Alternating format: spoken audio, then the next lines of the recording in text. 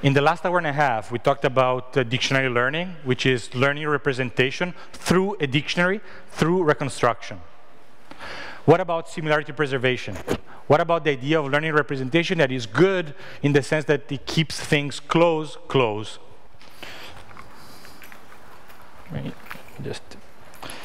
Well, the classical way of doing this is basically by taking a vector of the input and multiplying by a bunch of vectors. And one typical example is doing this through a random matrix. So there is no learning here, okay? So you basically say, it's a well-known result that if you take a vector and you multiply by a bunch of random vectors, much fewer than the vectors you have, you can actually preserve distances very well in a global sense. So keep x, multiply, this is just the inner product with a bunch of vectors, a1, ak. And then what you have is a result like this. It says, in words, it says, the representation that you get after this random projection, which is just linear. I keep the parentheses here, but this is just a linear operation, is actually the distance between any two representations is close to the original distance of the points. In a strong sense, meaning that if the 2 points were close, they will have distance 0. But also the other way around. If the two representations are close, then the 2 points are close. This means that there are no 2 points, while you're reducing dimensionality, there are no 2 points that are collapsed in a way that you cannot, in a way that you will confuse, okay? The precision here, this is the case where you just have a finite, the original statement of this theorem is the one where you have a finite number of points to project. So you use finitely many vectors to project finitely many points. And the precision is stated in terms of the number of points you had and the number of points you used to project. And so what you see is that as you expect, the more vectors you use to project, the better is your resolution, the better is your distance preservation. But the more points you need to project, the worse it is. But you see that the dependence on the number of points is weaker, it's just logarithmic. So that's kind of good news. And it doesn't depend on the dimension. The results can be generalized in a bunch of different ways, but the important bit for us is that what you're assuming here is that the vectors that you use to project are just random vectors. Not random in the sense that these are random data. Random in the sense that they're randomly generated by a random generator, number generator. So the question, if you want, is can we do something like this by learning? And more generally, this is the idea of trying to learn a similarity. Of course, if I ask you about learning a similarity, this is much more general than what I showed you in the previous slide, right? This is just any generic distance, parameterized the way you like. If now I tell you that now my distance has to be Euclidean, and in fact it has to have this form, it's like restricting myself to linear models, if you want. It's like a linear model of a distance, like instead of a linear model of a function. It's not quite precisely, but it's essentially like that. So I'm basically saying, let's assume you have something like this. And then this is, if you want, something like try to learn the matrix you would used to use, that you just choose to be random in Johnson-Lindenstrauss lemma. It's essentially doing that, okay?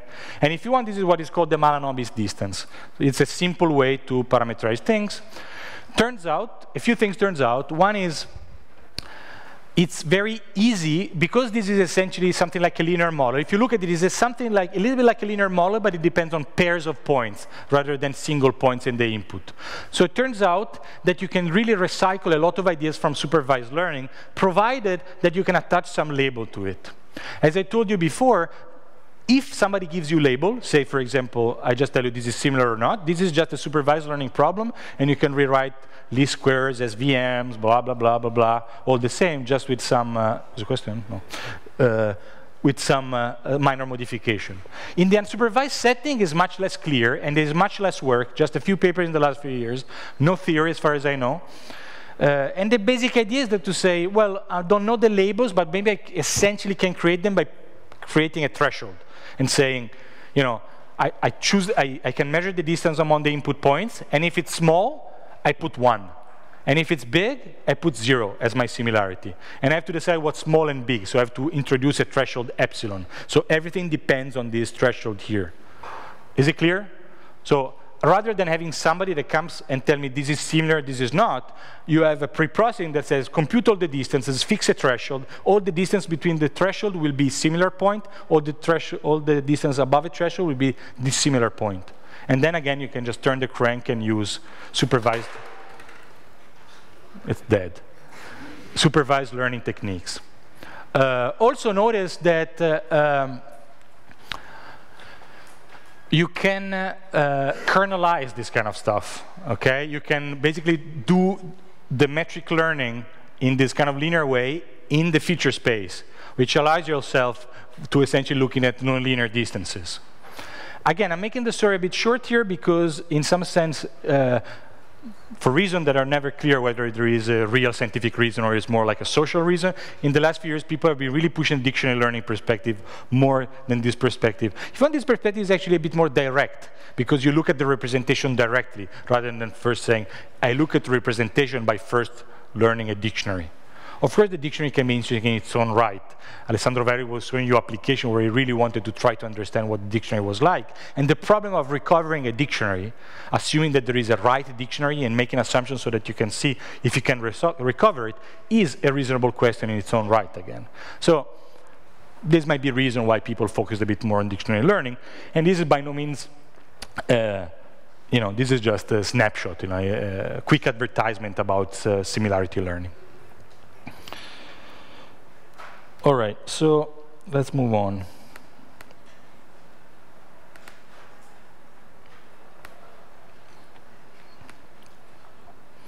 So a few years ago, I would have never thought I would sit in front of a slide that said deep learning, but here I am. And it's going to be weird because I've been actually trying to study a bit of this, and we've been using it a little bit. This is one of the topics I've been discussing with my few random discussion with a lot of you, because this is a topic which is super hot right now. We're trying to and it's very hard to try to make sense of what's going on, okay? There is a lot of empirical work, a lot of tricks, and not a lot of theory.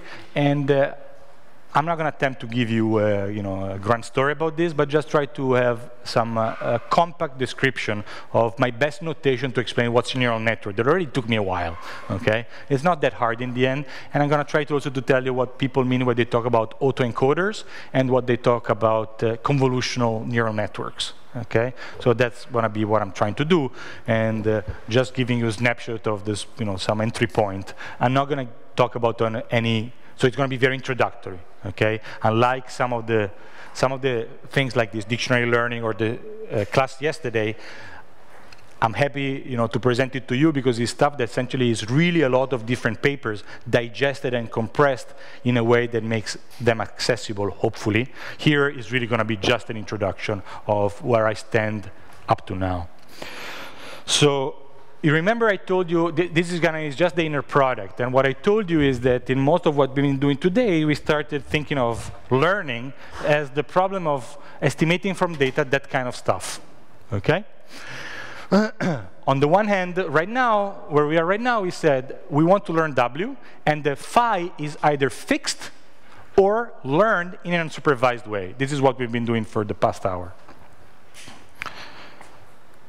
Now, again, one thing that I stressed from the beginning is we artificially split the learning into phases, and there is, a whole discussion, which is like, why should you do it? Okay, I guess my answer for a while was like, well, at least I can understand one step, and I can understand the other step, try to prove something, and try to understand what's going on together. But from a practical perspective, you can say, well, most of the time where you couple these two steps, even if you can prove something of what you're doing in each one, and you have a good understanding of what you're doing in each step, oftentimes when you put them together, a lot of that understanding is gone.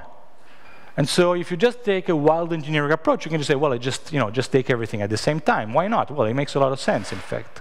So how about we can learn W and phi at the same time?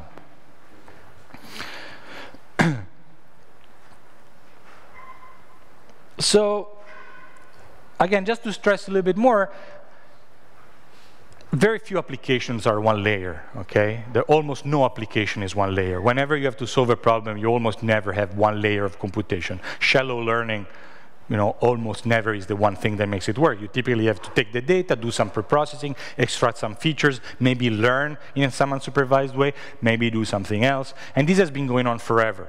So the classical processing for a lot of problems, particularly in, say, in video, in computer vision, or speech, or audio processing, has always been extracting some features, then some more features, then some more features, and then doing some supervised learning. Now, a few years ago, I would say this, I would have said, oh, this is what everybody looks like. Well, now actually, most of these things have been replaced by something that looks like this, okay? And you can kind of see an analogy. You still have layers of processing, but now all these layers of processing are somewhat coupled, and now you, in some sense, optimize everything. And if you want, we're at the stage where these things actually do work pretty well. That's what we call deep learning. And most of the time, there's some form of neural networks. We're at the stage where you can use these kind of things. The code runs really well. You have resources for which you can learn the tricks that make it work. In some sense, we replaced feature engineering with a lot of architecture engineering. And from the perspective of understanding, we're struggling to get some guidance in the world of possibilities. Okay? So maybe not everything is deep learning. In fact, a lot of it is not deep learning. There are a lot of applications where you don't have enough data. Most of the deep learning techniques just try to flood everything with tons of labeled data. And if you have only unlabeled data, or if you only have very few labeled data, it's still an open question whether you can get amazing results with neural networks. So what we're trying to do is just to describe a little bit what is a neural network. So how many of you are familiar with neural networks?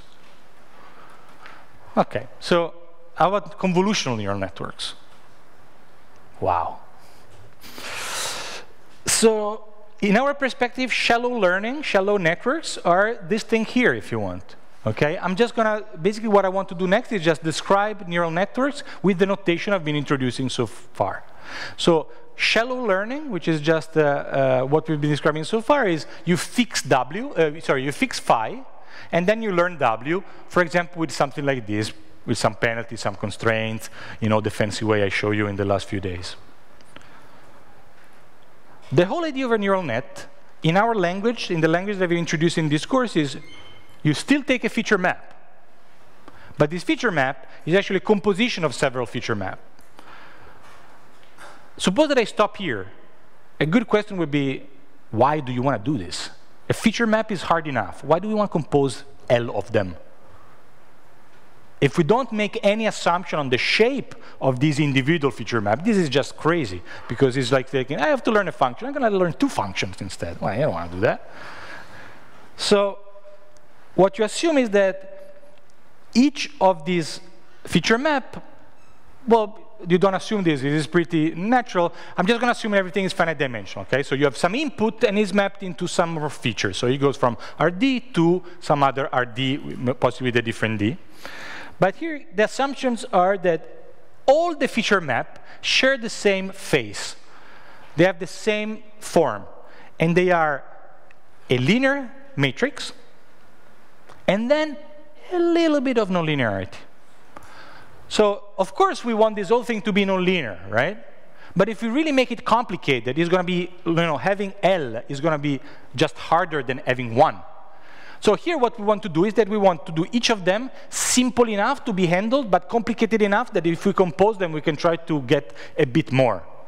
So suppose that you just use one of these. So this is a matrix, just a matrix. So everything here is happening because you choose this sigma. Oh, where do I show sigma? Oh, sorry. So let me write it down. Sigma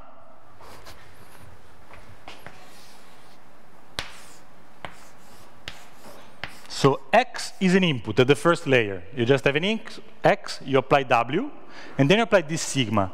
Sigma here, notice that could be the way I wrote is some general nonlinearity, but in fact this thing just acts in components. So the jth components of this is actually just some linear is just the jth column of this applied to this, and then I take a nonlinearity. In other words, I first apply a matrix, and then I just apply a simple nonlinearity in each entry of the matrix, of the vectors that I obtain. So I take a vector, apply a matrix, get another vector, and then do something nonlinear in each entry.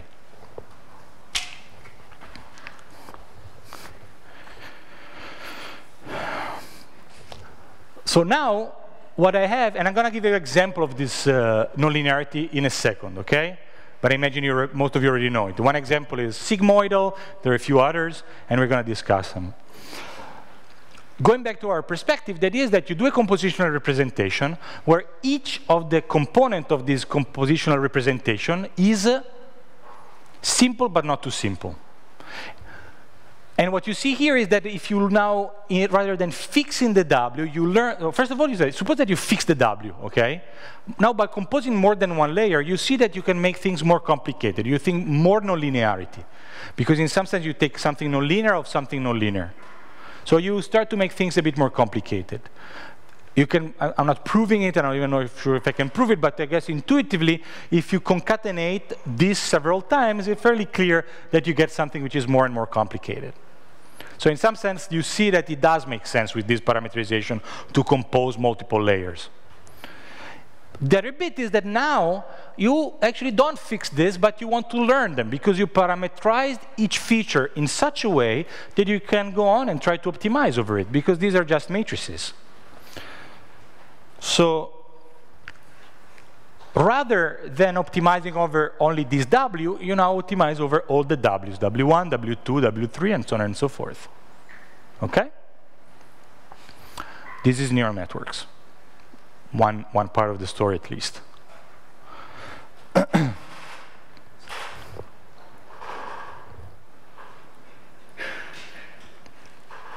Now, one part of the story is also to provide you some jargon, okay?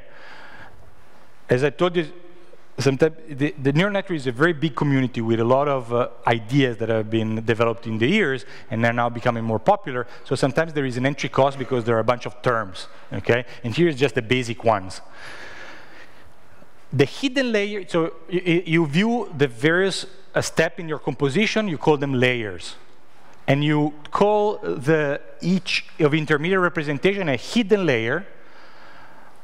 You see that each matrix D maps a dimension into a new dimension. You call the new dimension for each matrix the number of hidden units in the layer. It's the size of the hidden layer. It makes quite sense. Hidden layer is kind of a cool name. Number of hidden units kind of makes sense, so you can remember it. The nonlinear function sigma that I write here as a function of the vectors, but remember, it's just a function of each component of the vector. It's called an activation function. And this comes from the analogy with neurons. So the simplest model of a neuron is a box that has where you have signals that are numbers entering. The box computes the inner product of these numbers with. So what it does is that it attaches a weight to each of the enter, and then sum them up. Or in other words, it has an input, a vector, and computes the scalar product with another vector of weights, which is specific for each neuron. So each neuron is a W vector. The output in the simplest model doesn't just let the output of the inner product go. It basically says, if the number is too high or too low, dump it. So you have a regime where you work linearly, and you literally output the inner product, but if the inner product is too small or too high, you level out. And this is the classical sigmoidal activation function. And in fact, the original choices for this stuff was something like this, or something like this, that exactly look like an approximation, of the step function, essentially. Okay? Instead of saying, it works, you just have a linear, you have something linear, and then it goes up, and you smooth it out a little bit. In the last few years, the choice that become popular doesn't have, at least that I see, or I know, any biological interpretation. What it does is that it basically flat up to a point, and then it goes up. It's just the hinge loss function, but in this case, it's not used as a loss function. It's the same shape of the hinge. So it's this thing here, it's the positive part. So you're basically saying, I look at the inner product, if it's small, maybe small than some constant, I take it equal to 0, whereas if it's big enough, I just let it go indefinitely. An advantage you have is that this function here is convex. Okay, it's flat and then it goes up, but it doesn't bend. So in some sense, it's a bit nicer. This doesn't mean that you are going to have to deal with convex problems, but it means that you input a little more convexity in your things. And this seems to be perhaps one of the reasons why using this nonlinearity makes optimization of neural networks a bit easier. Of course, notice also that if you don't have any activation function, if you choose the activation function just to be the identity, you just have a concatenation of linear matrices, right? So the whole thing is linear. You just apply a matrix, apply another matrix, apply another matrix, and you keep on going. So what makes neural networks so annoying from a mathematical point of view? Well, if you look at something like this and you fix the WL, the beauty of it is that the moment you fix that, you can basically identify function with vectors. And then life is beautiful.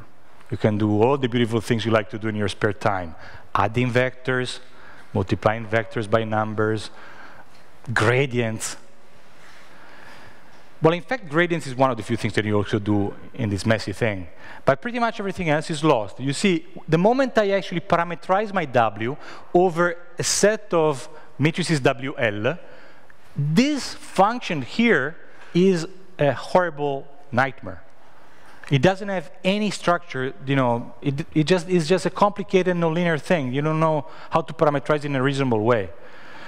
And that, instead of, you know, the linear algebra, functional analysis kind of tools that we use to understand most of what we've been doing the last few days, you need to use something else. And people have been suggesting using, for example, dynamical systems, okay?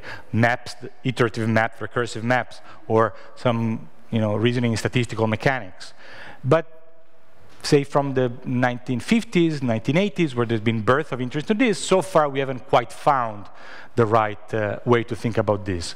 The story that happened, say, 20 years ago was that we actually found an alternative to this that seemed to provide good results and were more amenable to mathematical studies, essentially supervector machines and regularization ideas.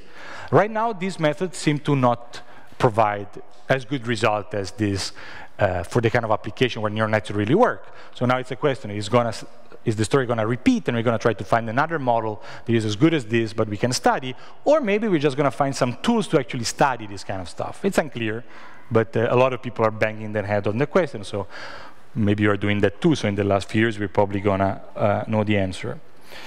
Of course, you can still do a bunch of studies. For example, if you ask questions about statistical guarantees or information theoretic properties, you can still do a bunch of mathematical studies of this. In some sense, the linear structure comes really handy when you want to start to do computations, and provable computations.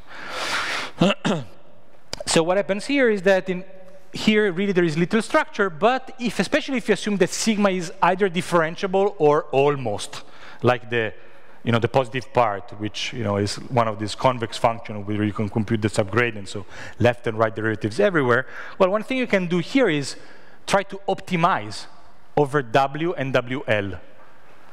You don't optimize with the hope that you can prove anything, but you can take gradient and try to do stuff like gradient descent. Why not? You can do that, right? There is W, there is all these other guys, so you can just go in and say, I'm going to consider this functional, and I want to optimize at the same time over W and capital W. Okay? And I just want to do it by gradient descent. You can do that. Here I'm just taking, just to illustrate you a bit what kind of computation you get, I just take the case where you just have one hidden layer. So this is the shallow learning, where you assume that the feature map depends on a matrix W. So this becomes a one-layer learning. And you have to learn at the same time the slope and the matrix that describe the feature map. Notice that the dependence on W of the functional is nice, because it's the usual one. The dependence on the capital W is generally a mess. And even if it was nice, you might still be lacking the joint convexity in W small and big. So this problem is usually hard. It's non-convex in a non-particularly nice way. And I'm going to consider this simplest version, just because I want to make a point of what kind of, or show you at least once you have not seen it before, one feature of the gradient once you compute it. But sometimes you could add constraints here, okay? So a big part of the story when you try to make it work in practice is maybe you want to put some regularization on each of the W's, and people are doing pretty wild. You know, they not only add constraints or penalties, but they do things such as, for example, randomly deleting entries from the vectors or adding some form of noise perturbing things. And it can be shown that to some extent is a form of regularization. And they did it for a mix of, you know, computational reason and modeling reason. Sometimes something you do, I mean, people that want to speak better about deep learning, they say that people do bugs in their code and then it works better, so they keep it and they give it a name. This is probably a bit extreme, but you know, these are the amount of tricks that you try to use to make it work better. Here I'm just going to take this very simple form. The reason why is because I want to just write down the gradient. The gradient is going to be the gradient with respect to the W, and the gradient with respect to the small and the big W. So the slope and the matrix that defines the feature map. The idea is just that you do some form of gradient descent, okay? You can do coordinate gradient descent, you can do batch gradient descent, you can do accelerated, you can do stochastic, any of this. And here I just write one. But there only one point that is worth taking a look at is the one that then gives the name to the gradient. The gradient descent that you use for neural networks, no matter what kind you use, is generally called backpropagation rather than gradient descent. And one reason for this is because if you compute the gradient with respect to the W, and then you compute the W small and the W big, you see that because things are nested, there is a natural order in which you want to compute the gradients. Because this is just a composite function. So one of the two terms is made of the other term. If you look inside of one term, you see that it contains the things that you already computed. So there is a natural order in which you want to compute things. So what you do is that you start to first compute the first gradient, then you go in and use the chain rule, and you compute an extra piece of gradient, and then you keep on going, and then you do a forward step and then a backward step. So you go in and compute and then propagate back the errors. Again, I'm no expert on this, and my main point here is just to show you that because it's a composite function, when you apply the chain rule of derivatives, there's going to be a natural order in which you want to compute things. And this somewhat is specific to this kind of architecture. Of course, here it doesn't matter that much, okay? It's just two things, so maybe it's not worth giving it a name. But if you now assume that you have 10 layers, well, if you do it in the right way or in the wrong way, it's going to be order of magnitudes different, right? You're just, because you recycle a lot of computation in one case, then in fact you just lose in the other one.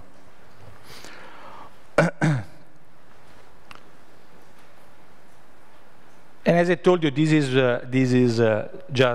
was just one form of gradient. There are tons of others. One of the big direction of research is try to make this thing faster and faster, parallelize. You have to use ginormous architecture for deal with big data sets. So all kind of tricks to do the previous slide in an efficient way have been developed in the last few years.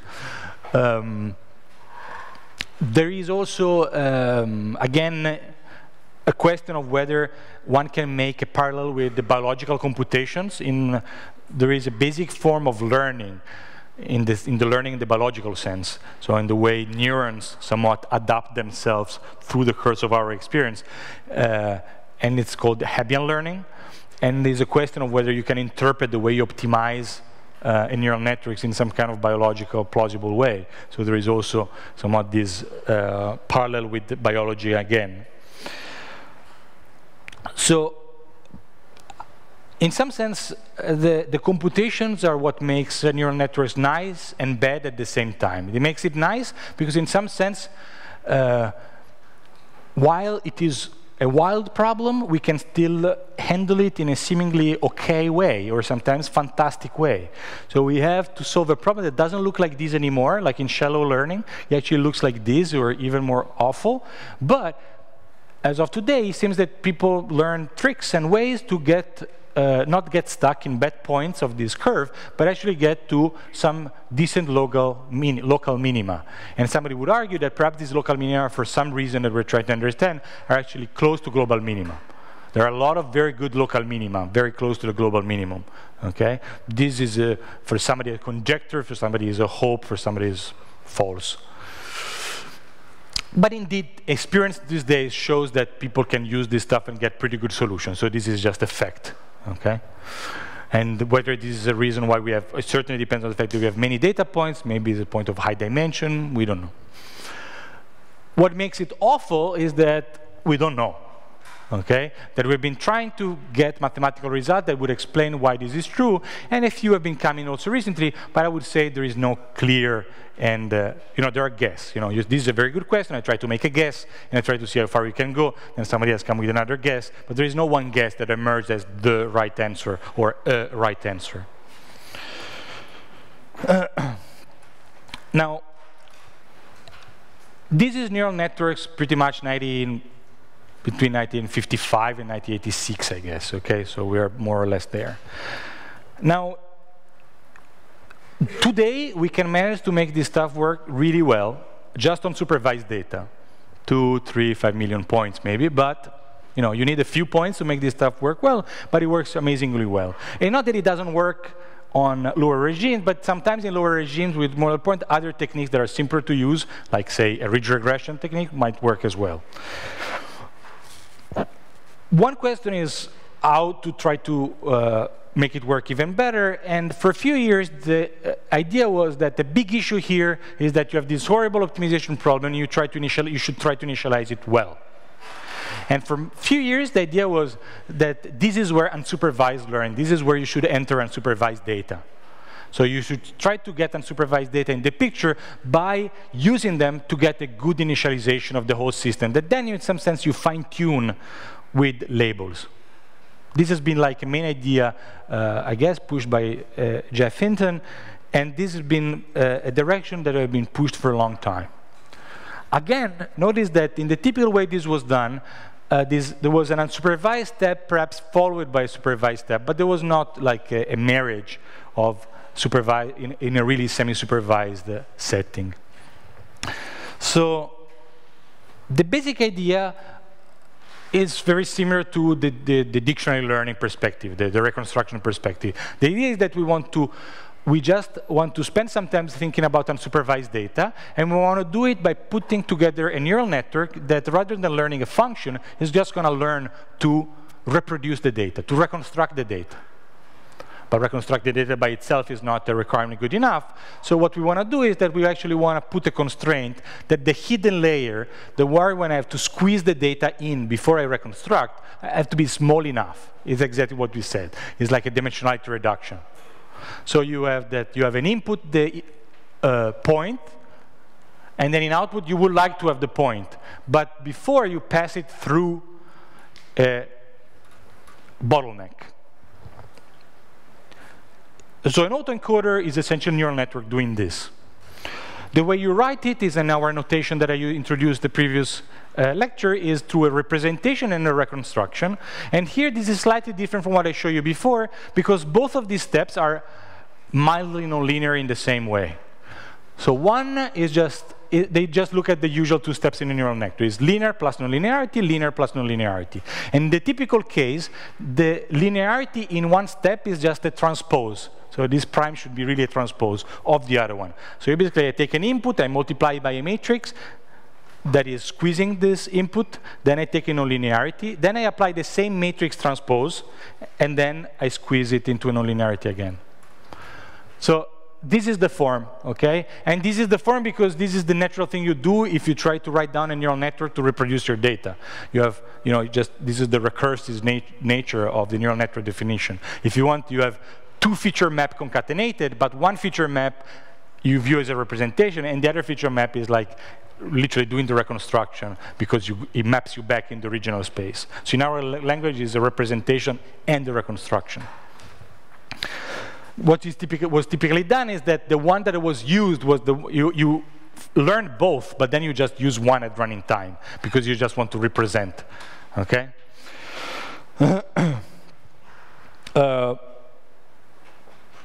Again, the analogy with dictionary learning is pretty clear. There are several cases where you can actually make an equivalence because again, here I'm free to choose the sigmoid as I want. So if I take that, for example, this sigmoid is not existent, is 1, this is just a form of dictionary learning, okay? If I choose this one here to be a max, instead of the minimum of the distance, I take the max of the correlation, this really becomes essentially dictionary learning, okay? So this is a flexible framework if I give myself the freedom of choosing different nonlinearity beyond just the logistic or the absolute value.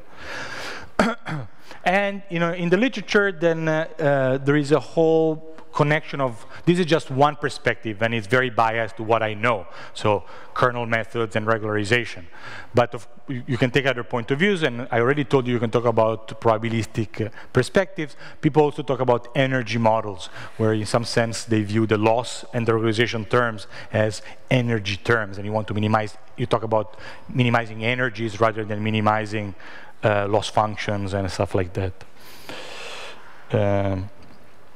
So, of course, what I showed you just a minute ago was the case where you tried to use a neural network to encode the data, but you do it just once. You do encoding, decoding, you just do one step.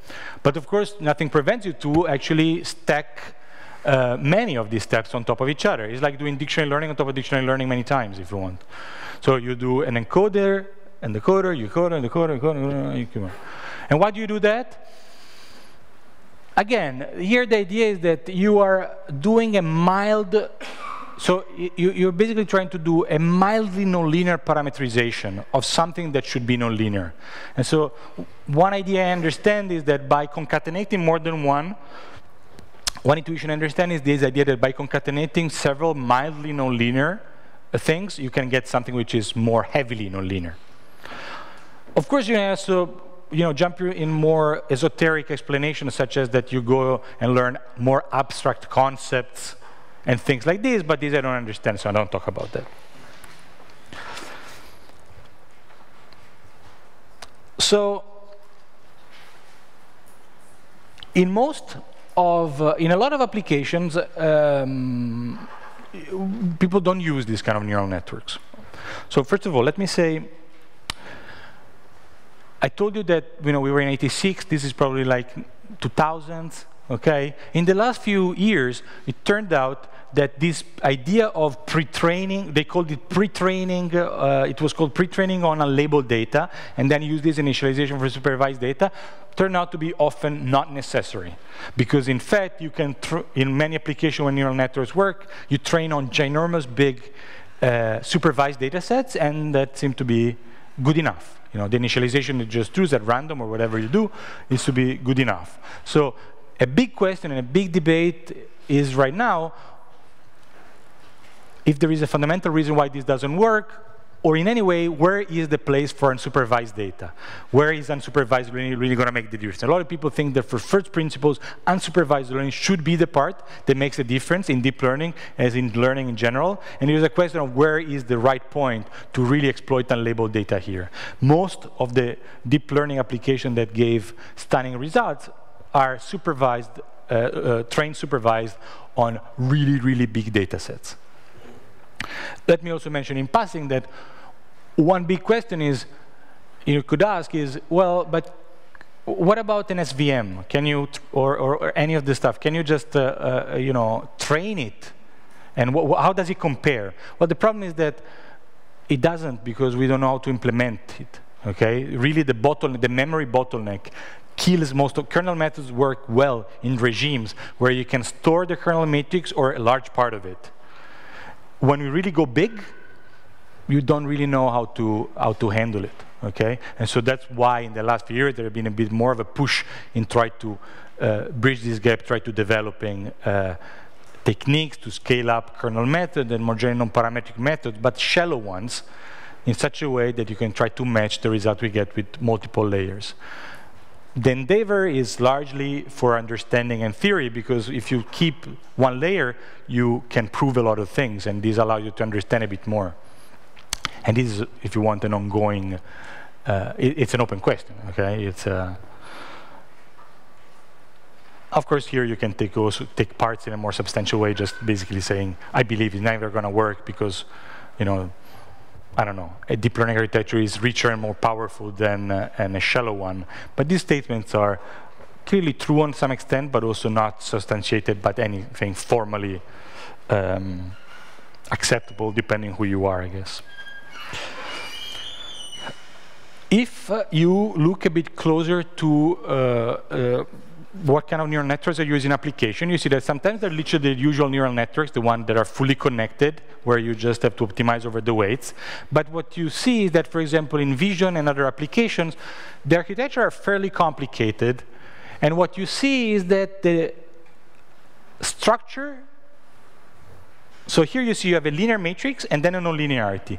And the linear matrix is just a matrix, and the nonlinearity is some simple nonlinearity you apply component-wise. What I want to show you now is that there is actually another family of neural networks where the W is a bit more complicated. It has some structure in it. It's not just a collection of vectors. And the sigmoid is replaced by a bit more complex nonlinearity. And we're going to ask ourselves why you use this kind of stuff. So I'm going to try to argue that convolutional networks are actually a neural network where the linearity and nonlinearity are a bit more complex. And in particular, the nonlinearity is a richer operation that we view as a pooling operation. I want to try to show you what we mean by that.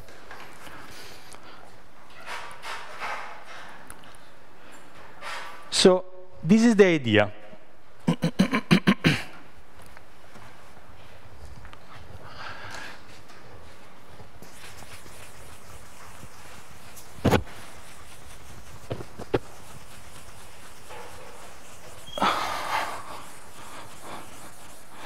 I'm just going to try to rewrite a little bit what's on the slide because it's a bit dense. So usually you have a simple nonlinearity. You have the matrix X. You now take a component, and this is, say, W transpose X J plus. So this is the positive part of the inner product between the row J of this matrix. Okay? And the matrix is just a collection. So maybe, did I call them T? Yes. So let me call T the rows of this matrix. Okay? T as in template. You can think of this as, say, if X is an image, you can think of T as another image. So you now have, this is the input X, this is T1, and this is T2, and so on and so forth. Okay? So you have an image, you take then probably another image, and then you can view this as some kind of filtering. You just multiply things. And then you can see that you're basically learning these guys. What are the right elements? You can view them as atoms of a dictionary. You're taking inner product and try to learn which one are good. This is the neural network we just showed. Okay? So what's written up there, what you see is that instead, so in this case, the matrix W was just T1, T, how many? T, TT, T1, TT, I think it's so.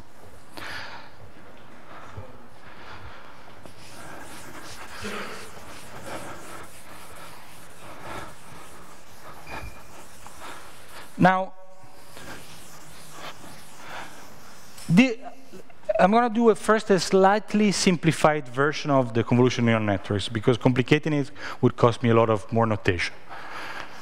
Suppose that now what you do is that you take a matrix W, which is more complicated because it's actually not a sequence of vectors, but is itself a concatenation of matrices. Each one is a block. So I call them GT1. G, T, T. So instead of having vectors, you have matrices, okay? One matrix, another matrix, another matrix, another matrix. Okay? Let's see how, of course, one of these matrices is itself a collection of vectors, okay? So the question is, why do you want to describe a collection of vectors as blocks of matrices? Well, because each of these matrices is not just any collection of vectors. It has a very special structure. It is the same vector transformed in some way.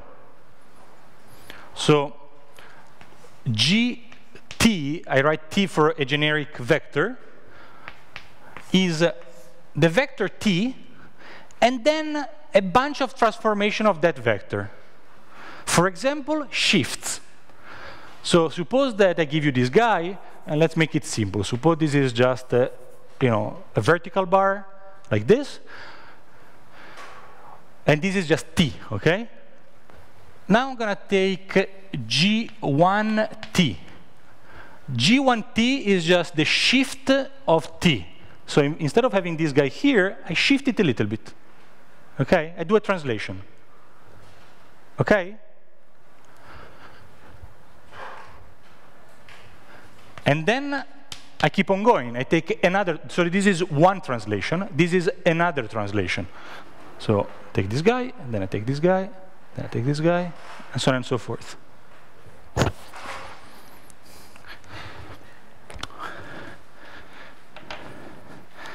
If you now do the thing, this is just a simple way of writing it.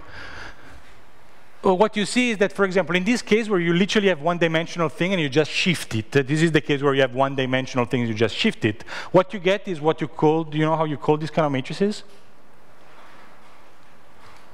It's just a circular matrix, because you basically take a vector and you shift it. And you see that the vector get out here and get back in here, if I didn't make mistakes, because this is very boring to type in LaTeX. So you shift it, it appears, and it keeps on going. This is the representation of which operation? It's essentially a representation of what you call a convolution. Convolution is exactly taking a vector, shift it, and multiply. You fix a vector, you have another vector, you take shifts on one vector, and you multiply for the original vector. This is just the representation of that. Okay?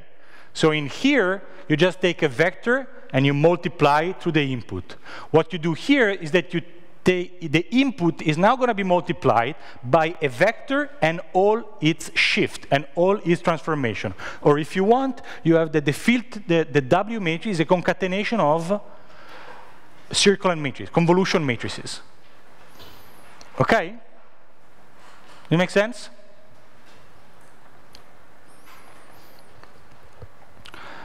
This is really more or less what the convolution network is doing. I'm hiding one thing that is not written in the math, which is essentially that this T is, in practice, smaller than the X, meaning that, as you see, it's typically going to be an image supported on a smaller region.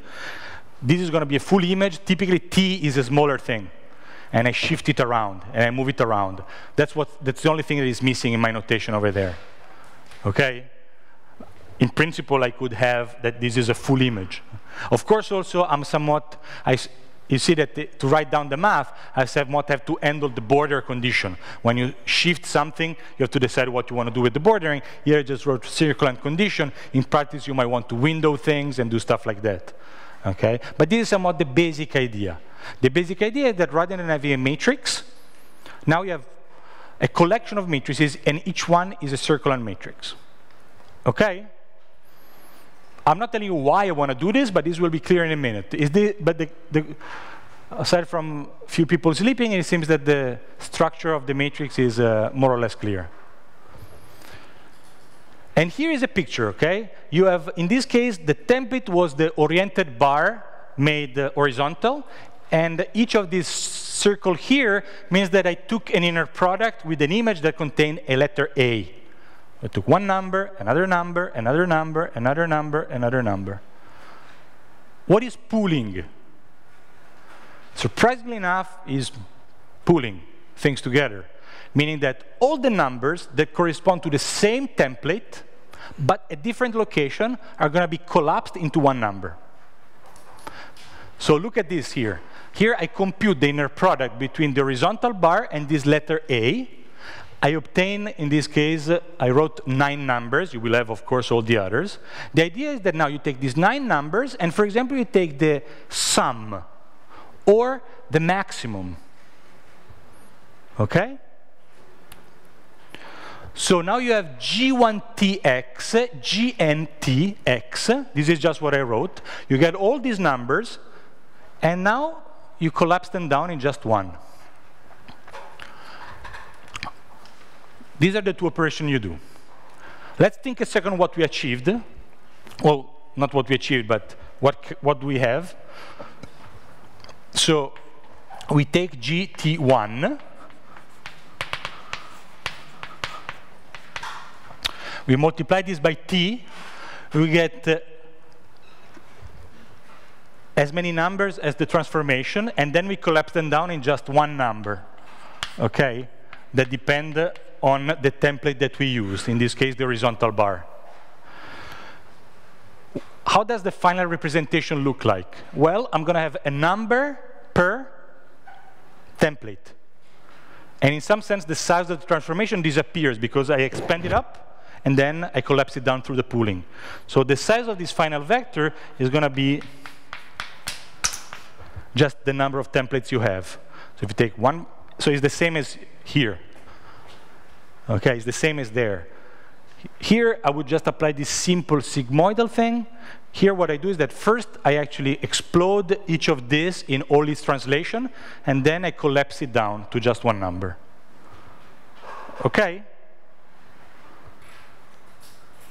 So the procedure, hopefully, is decently clear. I mean, this is the part that should be decently clear, because, again, you just take this matrix, you replace to these block matrices for each of these that has this collection of convolutional matrices, and for each of them, you collapse the output into just one number. So this is the part that I hope to convey some information to you, in a potentially complicated architecture that here is explained with a decent notation. The 2 ingredients that are missing are, one already mentioned, T might not be a big image, but can be smaller. And the other thing which makes life complicated is that when you collapse, instead of collapsing everything into a single number, what you could do is that you can just do this operation locally. So you take, say, these 9, and you collapse them into one number. And then you take another part and you collapse another few 9. So instead of just doing one big global pooling and just getting one number, you actually do a few local pooling. And you see that here, I could write it down, but notation would immediately become much more dense, okay? And I haven't quite found something as simple as this yet.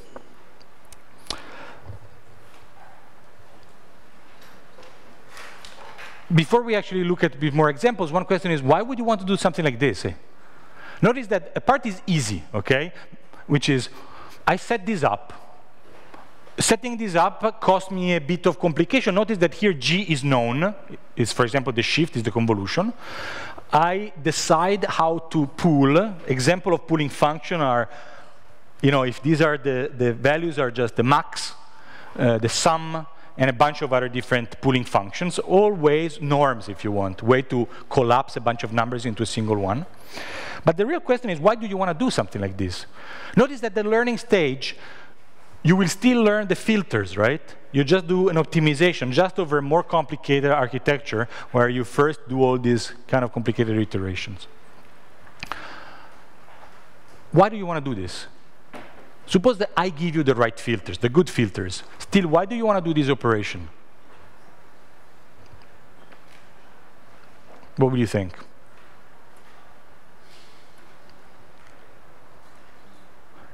Well, so one way to think about this is the usual, like, oh, I do something compositional, it becomes rich and complicated, and blah, blah, blah. That's still true, okay? But here you're really doing this pooling stuff. What do you think pooling will achieve?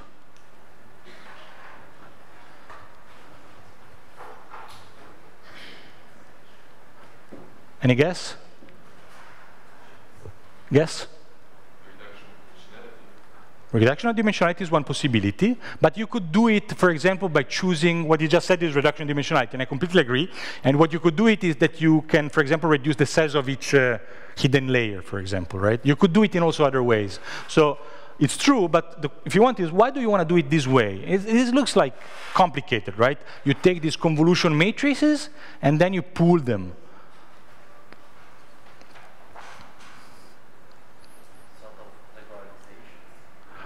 Maybe. He's saying it's a sort of regularization. Yes. Let's see why. I mean, people talk about weight sharing. If you want, this means that if you look at this matrix here, it's not a generic matrix. It's a matrix where you have the same stuff repeated. So it means that effectively you are saying that you're putting a constraint of the shape of your weight. So you can view this as a form of regularization because in some sense the number of free parameters is not just the size of the matrix, but is much less because you have repeated entries. So this is because the weights are shared. Okay? So yes, this is one other perspective. A what? That maybe, but I don't really see how you see it from here yet. You have special knowledge that we don't know maybe. No, I mean, yes, I mean, if you want, it's because you share weights. But in some sense, okay, say, there are a couple of reasons, okay? One is about the fact that this matrix is structured. And so weight sharing, that can be seen as regularization and potentially speeding up computations because A, of course, you have repeated entries. B, because this is just a convolution matrix. And if you know a bit of signal processing, you know that convolution matrices are nice because if you transform everything through the Fourier transform or the fast Fourier transform, so everything becomes diagonal. So applying this matrix, rather than cost you, say, whatever is P square is going to be, well, I don't know, P log P, or anyway, something nice, okay? But so you can speed it up. So that's, for example, one way. So one way is because you have less parameters. Another way is because these matrices are nice and are fast to apply. So absolutely. So maybe another question is, what about pooling? What are you doing when you're doing pooling? Why should you do pooling? Yeah, so the key word here is maybe invariance is what you're doing. Why? Because you see here that if the letter A is here or here, in some sense, the little bar, the oriented bar, which is horizontal, will not know after pooling. Because here you multiply, say if you take the max, you multiply this A with all these 9 location of the bar. This other A, you multiply for the same location of the bar, but then you take the maximum. Suppose that you binarize, so the maximum is here, here, and here. You lost completely the location information.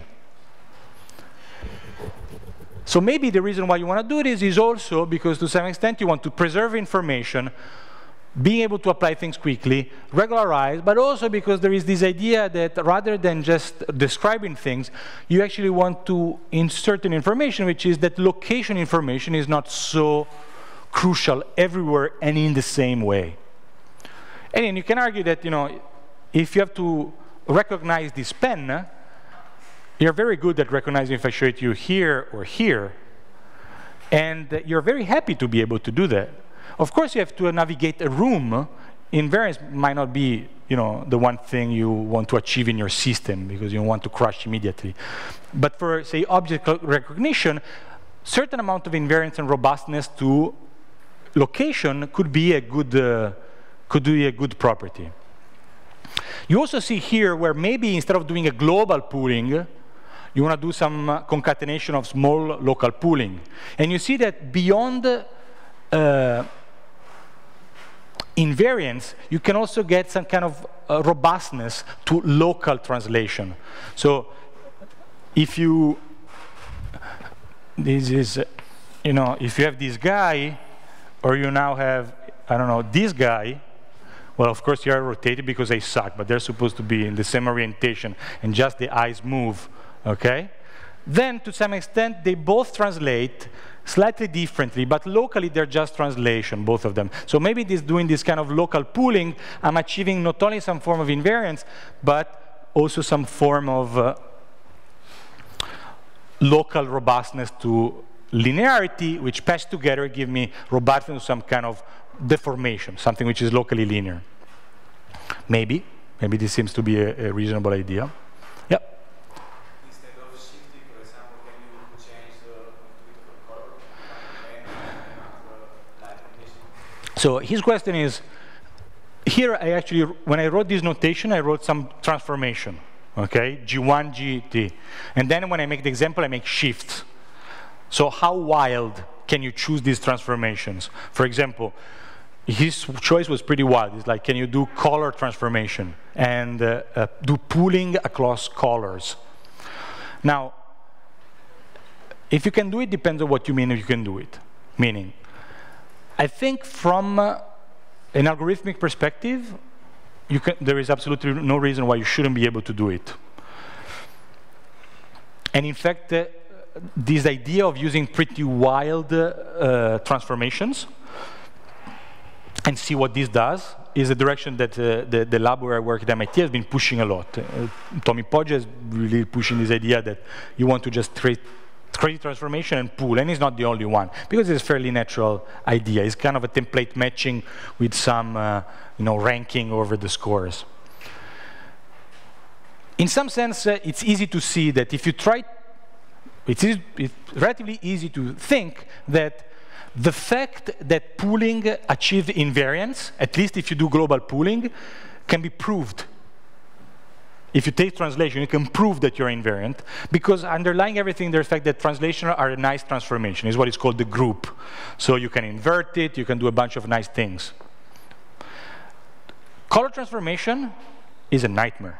So you cannot prove anything. So, well, you cannot prove anything for now. It's an open question, say. I mean, the same simple proof that you can use to show that pooling with translation gives you invariance to translation doesn't work when you try to pool over color transformations. It works for any group, simple group, say translation, rotation, anything that has a nice structure on the visual plane. Already, if you do, say, if you look at me doing a 3D rotation in space, when you project it down in the visual field and you look at images, you know, part of the face will disappear, so that's not a group anymore, it's a mess. So algorithmically, this idea is far-reaching. You can just use it. And you can definitely use it to build convolutional neural networks that are doing not only convolution, but, for example, rotation invariant, or to some extent, some level of scale invariant, just through a direct application. You can also do it more widely. And, for example, you can say, take color, or people at MIT have been using it on speech, where you say, I'm going to record pieces of me speaking with different level of my voice, ba ba ba ba ba ba ba ba ba ba ba. And then when your voice comes, we're going to take the correlation between, use me and my sample as a template, and take the pooling over the different tones of my voice. And hopefully we're going to be invariant to the way you speak. Okay, so the idea you can use in many contexts, and there seems to be some evidence that it gives some reasonable result, both in speech and in vision. This whole story about invariance and the fact that you might want to get it locally and then more globally and then dictates a bit the shape of the architecture, in the sense that what I show you now is just one layer, where you just do one convolution and one pooling. But in practice, what you do is that you have multiple layers of these things, and they're not just concatenation of the same. Typically, what you have is that the size of the templates and the regions where you pool grow, and you go up. So the idea is that you have simpler templates, and you just want to pool them so much, and then you have some more complex templates that can be written as a robust combination of smaller templates, and then you want to pool them in bigger regions. So templates gets bigger, and the pooling region gets bigger. And in the meantime, the dimension of everything gets collapsed because you pool more and more globally. Okay? So this is the part that I'm not showing you in notation. Okay? I'm leaving this just as a drawing.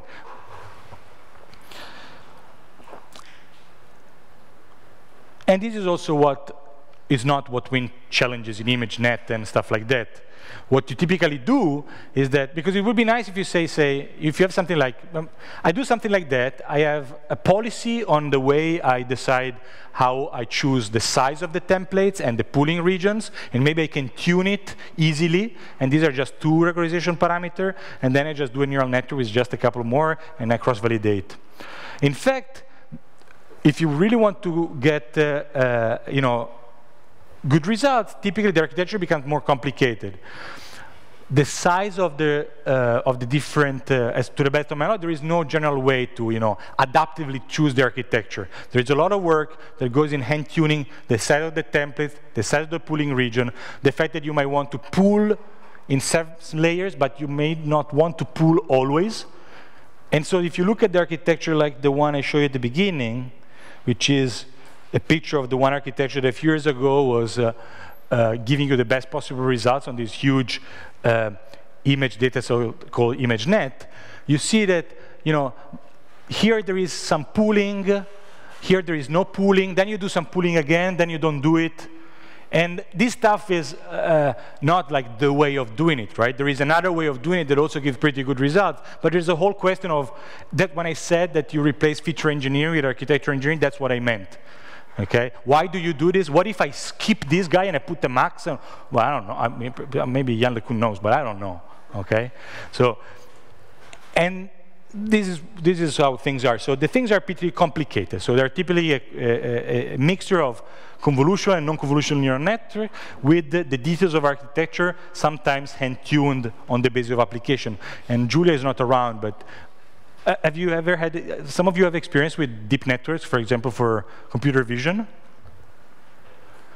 So if you do, you know that perhaps you can confirm that you do have to, you know, it's not like it's saying, I go in the lab and I choose the cutoff of the SVD. You know, you sweat a little more to get it right. And one thing that, at least, I don't know what was your experience, but at least now it was interesting, is that this is knowledge that oftentimes you find not in papers, but in blogs, or in places where people are sharing their own experience, their whole pains. And this is becoming kind of an interesting way to communicate, I don't know, it's science, but engineering, in the sense that it's really a bit different. Okay, so we're basically done. Just a few more remarks. One is, one motivation for this kind of architecture, exactly like, so the kind of a convolutional architecture that I just explained, exactly like the neural architecture, was an analogy with biology. In the 60s, I don't know because I'm ignorant, 2 guys, Hubel and Wiesel, got a Nobel Prize because they discovered that there are neurons in the brain that are sensitive to orientation. So you show you know, a piece of paper which is white with just a bar like this, and there is a neuron that goes like, and then if you shift it a bit, it doesn't notice, but if you actually change rotation, you know there is another neuron that goes like, okay? So in some sense, this was an idea that there might be neurons, cells in the brain that do, in extreme case, some operation like this kind. That is, these are called simple cells. They're cells that are tuned to the same kind of stimulus, like, say, the vertical orientation in different regions. And then maybe there are other cells, complex cells, that actually get rid of the location information. And this somewhat inspired the kind of convolutional architecture, and basically the first form of this kind of architecture, to the best of my reading, is the one that Fukushima,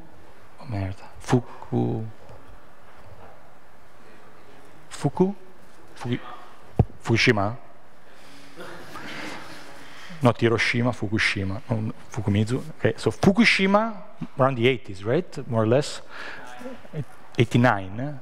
But I think the first version, there is a history of this, because now, since deep learning is old, now there is the whole game I try to see. So in some sense, I think some of the first ideas were beginning of the 80s, but anyway, end of the 80s, people start to build, because on one end you can, you know, the idea is to build the biological models, and then you don't really want to make them work well on ImageNet, but you just want to reproduce some features of the biological system, or maybe make experiments with humans and see that you can replicate that. But then there was the push towards seeing if this idea can actually lead to good engineering solution. And one name which is attached to it is Fukushima, and I guess Jan LeCun is the other person that probably made it to work for the first time on, you confirm more or less the story? Made it to work on real applications. Okay. Again, personally, one reason why I come out to learn about this stuff is because the idea of looking at models like this, as a biological model, has been pushed a lot by Tommy Poggio, where in the lab at MIT where I spent a lot of time. And if I understand, the feature of these models is that sometimes modeling neuroscience, as in biology, to be able to model things mathematically, they try to focus on quantitative models of very small systems, say neurons at the neuron level or the group of neurons. This is more of a phenomenological model of the processing over multiple layers, so for a big portion of the processing of the brain. And the original version of this that was developed is sometimes called the HMAX, developed by Poggio and colleagues. I think I'm going to conclude just by mentioning a bit of this. What do we know about theory of this kind of stuff? Well, so if you let's look at everything here.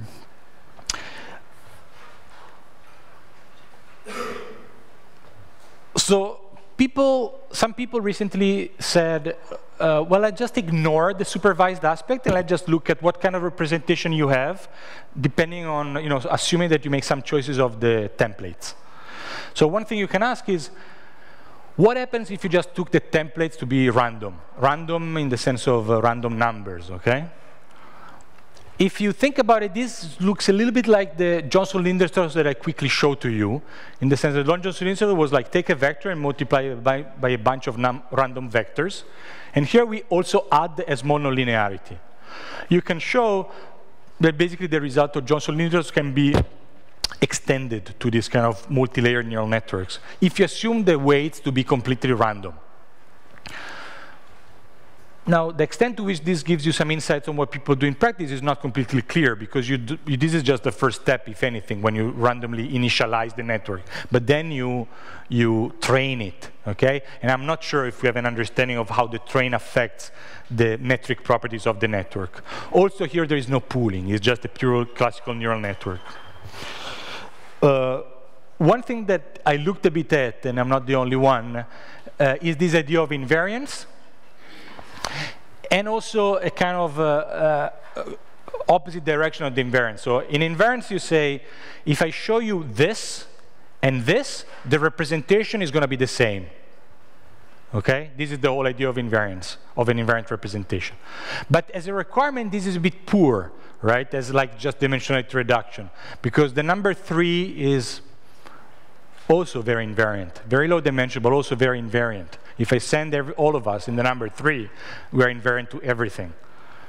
So one idea is, can we show that the representation it also preserves something? For example, a minimal thing you can ask is, if I see that 2 representations are the same, it must be because I look at the same thing transformed, for example, translated. So it's the opposite of invariance. And you can call this maximal invariance or selectivity or something else that I don't remember. And you can prove that basically neural networks where the transformations are groups, are nice groups, what are called locally compact groups, like translations and stuff like that, you can prove both properties. You can prove that you have, so aside from the details of strange groups assumption, the basic idea is if you have simple groups, you can prove that you're invariant and also you have selectivity. I say simple group because deformation are a group, okay?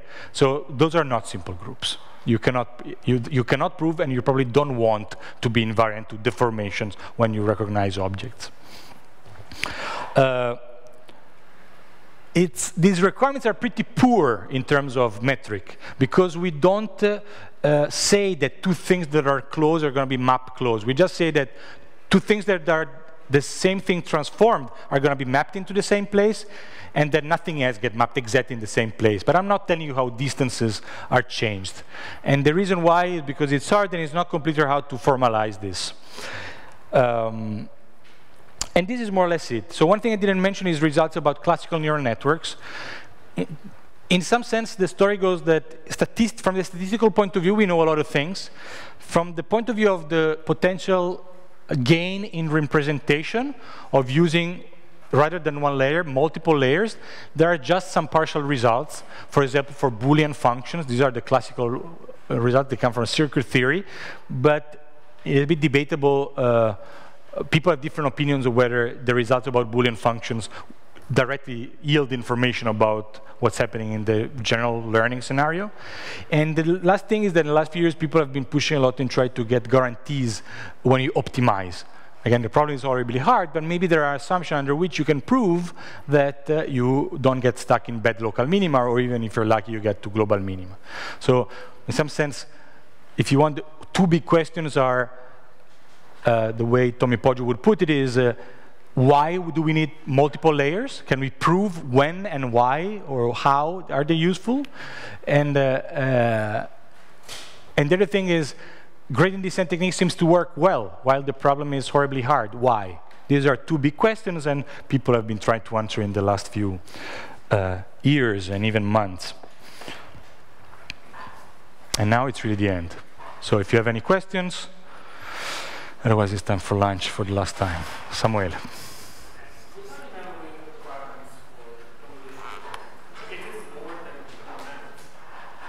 No, so I mean, what somebody is asking, what are the computational requirements for neural networks and convolutional neural networks? And the bottom line is that they're quite heavy from a time perspective, but they're more agile from the memory perspective. Whereas the kernel methods are dead because of memory. And you know, point to a comment which is kind of interesting is, when you do these complicated networks like the one at the beginning, at least in my head, and this is shared by other people, when you take kernel methods, I think it's reasonably fair to compare it to a neural network, okay? But to compare it to a convolutional neural network, I don't know, because in the convolutional network, you actually put a lot of information and structure and architecture that the kernel method just doesn't know.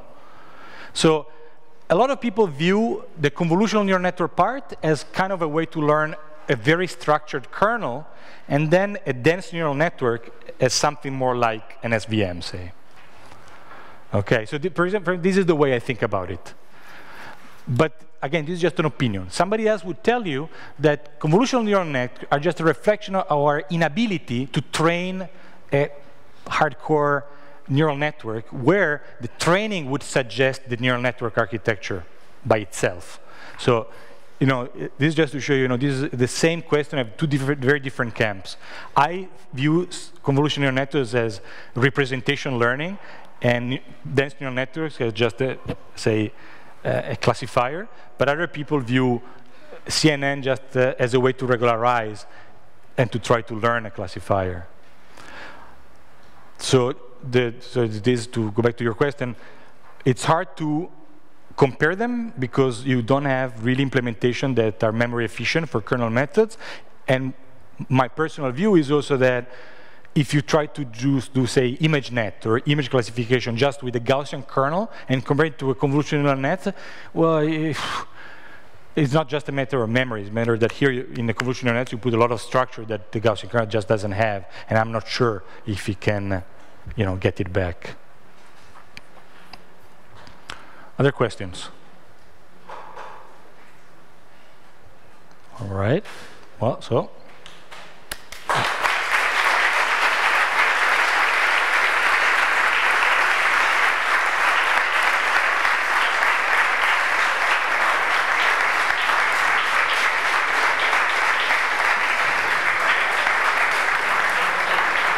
Okay, save them.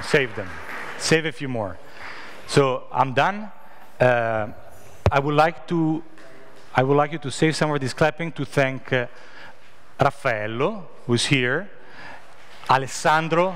Wait, let's do one. Raffaello and Alessandro, because they're the real organizer. Alessandro is already on vacation, but I would like to thank them.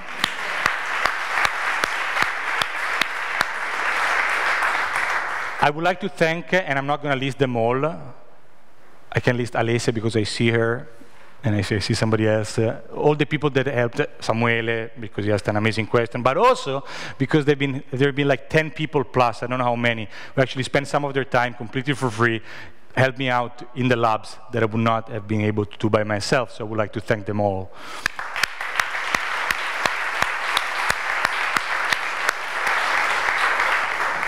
One thing I didn't mention, that I would like just to mention, there is no clap needed, is this is the first time I teach this course alone. I've been doing this usually with Francesco Odone.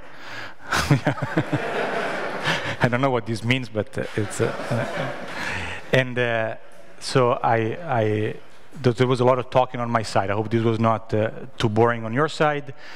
So the slides are going to be online. I already found a bunch of typos and mistakes or ways where I should want to change things, so I might update it once in a while. If you do find stuff, please let me know, so the next time they will be a bit cleaner. I think some of this stuff might be already online, or all of it. All of it. Some of it.